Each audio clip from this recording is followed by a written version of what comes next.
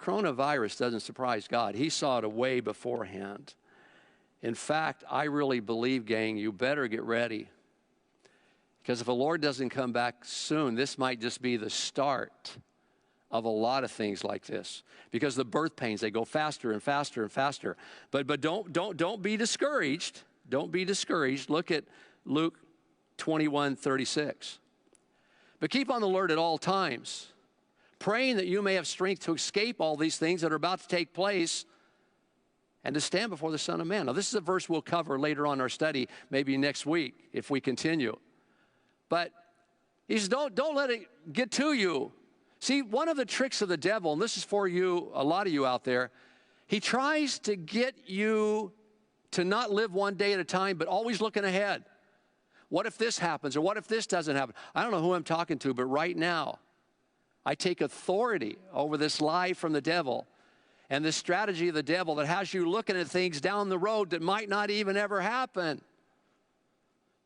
And so, I'm telling you, the rapture, that's a word I use very hesitantly for some of you because it needs to be explained, and maybe we'll talk about that next week. But I believe in something called the rapture, and I believe it's coming, and so we might not see a lot of these things that lie ahead.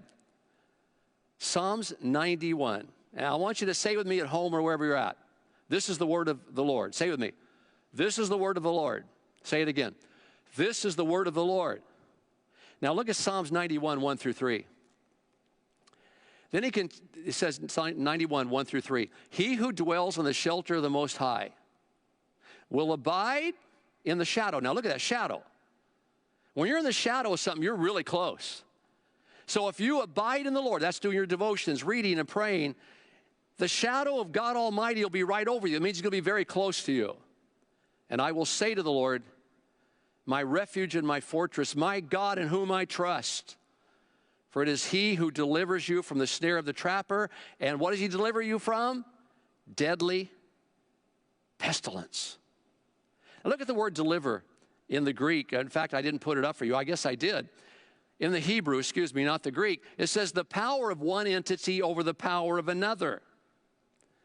So in the Bible, it doesn't mean you're not going to go through bad things. It means the bad things you go through, if you believe in faith and pray, God will override those with better stuff.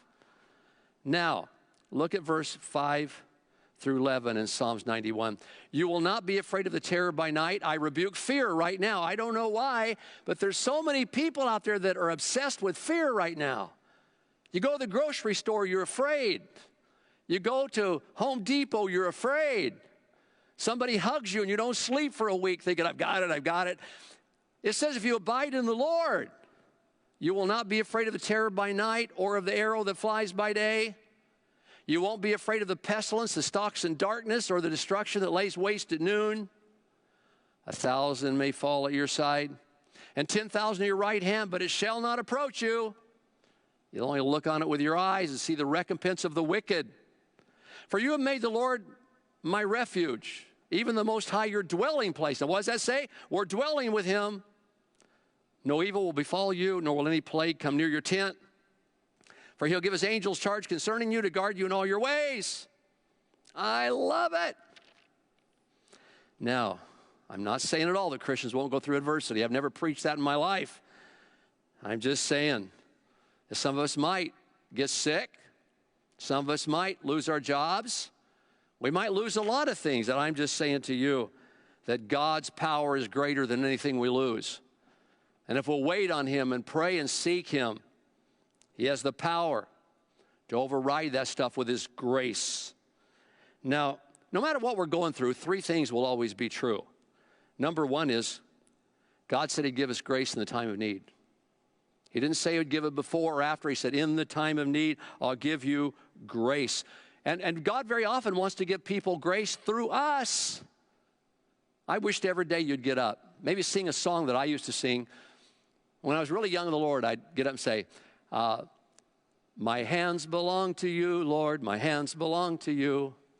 My hands belong to you, and I lift them up to you. And I'd go through, my mouth belongs to you, Lord, my mouth belongs to you, and I lift it up to you, and on and on and on. See, a lot of people are waiting for the grace of God that needs to come through us. A word needs to come through us. $100 needs to come through us. A dish on the front doorstep needs to come through us. The second thing that will always be true no matter what is we have nothing to fear because we're going to live forever. 2 weeks ago in my sermon, I gave you some scenarios and I said, what is the worst case scenario in that scenario?